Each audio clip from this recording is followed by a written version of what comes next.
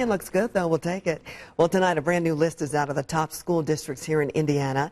NISH came up with a ranking based on state test scores, college readiness, graduation rates, and teacher quality.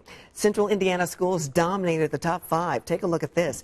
West Lafayette Community Schools came in at number 1, followed by Carmel Clay Schools, Zionsville Community Schools, Hamilton Southeastern School District, and Brownsburg Schools rounding up the top 5. Well, from schools now, let's talk